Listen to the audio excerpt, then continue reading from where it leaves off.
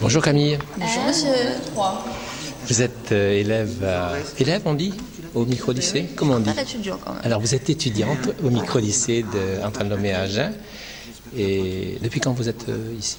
Depuis la rentrée scolaire. Donc le 3 Tout septembre. nouveau. Et vous faisiez quoi avant? Rien. Oh, rien, non. Vous faisiez quelque chose quand même. Non, parce que j'étais en bac pro logistique en Alsace, parce que je viens d'Alsace à la Oh là. base. Donc voilà, où je me suis fait virer de mon lycée il y a 3 ans. Et après, pendant 3 ans, j'ai profité de ma jeunesse. Jusqu'au moment où je me dis, faut de l'argent, il faut un diplôme et il faut quitter la France. Donc il n'y a que les études. Vous savez quel âge, si je suis pas discret? 19 ans. Et à 19 ans, vous vous êtes dit, il faut que je trouve une solution. Oui, oui. Et la solution, c'est l'école? Oui, c'est l'école. Je veux dire, c'est la seule solution qu'on a en France quand on est jeune et qu'on n'a pas les parents derrière avec un appui financier, c'est le travail. Donc, faut aller à l'école et il faut avoir son diplôme. Et depuis le début septembre, votre impression, c'est bien le lieu qu'il vous fallait? Après, on n'a pas trop le choix. Je ne pourrais pas vraiment répondre à votre question parce qu'en tant qu'élève qui a été déscolarisé, quand on veut revenir dans le cursus normal, on n'a pas vraiment le choix. Parce qu'on ouvre, à part le micro-lycée, on a quoi comme proposition? Retourner dans un bac pro avec des gamins qui sortent tout juste de 3e, qui ont 15 ans, Oui. quand on a 19-20 ans, ça le fait pas. Il faut dire ce qu'il y a, ça le fait pas. Parce qu'eux, ils sortent de l'école, ils sont là uniquement parce que les parents sont derrière, tu continues l'école, tu vas au lycée, tandis que nous, on est là, on veut notre diplôme, on n'est pas là juste parce qu'on veut aller en cours. Et donc il reste que le micro-lycée pour toutes les personnes qui sont comme moi. Et c'est contraignant, ce micro-lycée? Contraignant, non, parce que je sais ce que je veux et que derrière j'ai un projet d'études qui est carré, qui est béton et que je Quel est sais ce où je vais. projet? Quel est votre projet alors? Moi, je veux travailler dans le commerce international, dans l'import-export des premières marchandises, c'est-à-dire qu'après avoir eu mon bac avec mention bien, voire très bien, je ferai un BTS commerce international pour après rentrer à l'école de Lyon, la Business School, pour ensuite partir de la France. Alors moi, c'est carré, je pars. Ça se voit, oui, tout à fait. Micro-lycée, c'est petit effectif, vous n'êtes pas nombreux, là vous faites des mathématiques avec un professeur.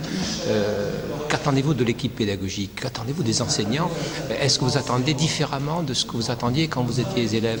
Ouais, quand même, parce qu'on attend quand même une certaine compréhension de la part de l'équipe parce que on a notre appartement, on a nos factures à payer, on a notre loyer, je veux dire, on a une vie à côté qui est la même que les professeurs qui ont leur travail qui viennent, mais nous aussi on a notre vie à côté où Et vous devez compter, c'est pas évident. et voilà, et on doit pouvoir combiner les deux. Et si on a des profs en face de nous qui comprennent pas le fait que, exemple, si mon téléphone en cours il sonne et que c'est mon proprio, faut que je décroche. C'est pas c'est mon copain, je vais décrocher, c'est mon propriétaire, faut que je décroche. Donc faut que je loupe 10 minutes de cours. Il y a pas le choix.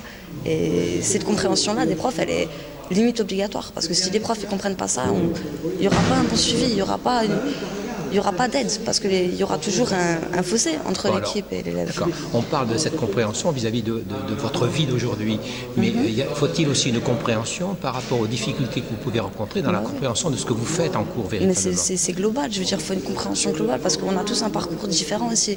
On a tous eu des études différentes déjà à la base, parce qu'on ne sort pas tous du même cursus. Et puis on a tous eu notre vécu, certains accrochages avec certains professeurs qui ont pu nous marquer dans la vie de tous les jours maintenant avec nos profs. Donc, Et justement, alors, quand on a ce cursus-là, c'est pas trop difficile de dire je vais revenir dans cette enceinte de lycée, dans une enceinte de lycée? je vais vous avouer quand même Allez, que le dites-moi. jour de la rentrée, j'ai quand même bien eu peur. Je voulais pas venir, je vous avoue, je voulais pas venir. Mais non, ça fait peur de retourner à l'école comme ça. Parce que, Peur? Oui, peur. C'est une appréhension parce qu'on se dit on va être face à qui? Est-ce qu'ils vont nous comprendre? Est-ce qu'ils vont être là pour nous? Est-ce qu'ils vont vraiment nous aider? Est-ce que je veux dire, c'est... Donc vous attendez, si je résume, des adultes qui organisent ce micro-lycée, de la compréhension, de l'aide, Ouais, c'est surtout de la un compréhension. autre regard peut-être.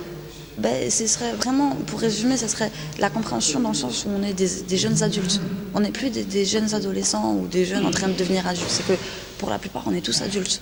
Et on a besoin d'avoir en face de nous, c'est vraiment besoin d'avoir quelqu'un qui comprend le fait que, étant donné qu'on est dans cette phase-là, en train de devenir un adulte autonome et indépendant, on a besoin pas de la reconnaissance, mais que quelqu'un en face de nous qui nous dise c'est bien ce que tu fais tes cours, c'est bien, mais qui est quand même cette part de compréhension. Je sais pas si... Bien sûr, tout à fait. Bon, vous devez travailler également en alternance, puisque entre l'entreprise, cette compréhension au niveau de l'entreprise existe également?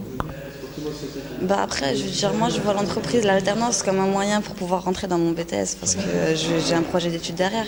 Après, c'est vrai que l'alternance, ça dépend comment on le voit. Parce que si on le voit comme un stage ou une contrainte en se disant qu'on n'est que 3 jours à l'école et 2 jours en entreprise, ça va pas être valorisé. Tandis que si on se dit que ça va nous permettre de mettre en valeur ce qu'on a appris à l'école et que ce qu'on fait en cours, on pourra le mettre en pratique pendant les stages, ça sera déjà différent. Mais ça dépend vraiment du projet personnel de chacun. Parce que si la personne, elle fait juste le bac ici parce qu'elle veut juste avoir un diplôme pour aller travailler derrière, la personne, elle en aura rien à faire de faire ses stages dans une bonne entreprise, d'avoir un bon tuteur. Elle voudra juste son bac et partir. Ça dépend vraiment de chacun. C'est aléatoire. Moi, j'ai le sentiment que vous avez un projet bien arrêté, que vous avez mesuré les contraintes, les obligations, mais que vous saisissez peut-être ceci comme une opportunité, comme une chance peut-être?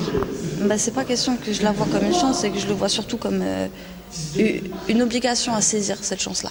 Parce que la France, déjà on le voit bien avec tous les problèmes qu'on a en France avec les étudiants qui font des masters, des docs et qui se retrouvent avec des diplômes en or mais qui n'ont rien. Et il faut dire ce qu'il y a, je veux dire, c'est soit on fait des grandes études et vraiment on passe jusqu'à ses 30 ans dans une grande école pour ensuite sortir et avoir du réseau, soit on fait comme tout le monde et on se lève tous les matins à 7h et en se disant bah, je sais pas qu'est-ce que ça va être ce mois-ci mais je vais travailler pour payer mes factures et on verra le mois prochain. Merci. De rien.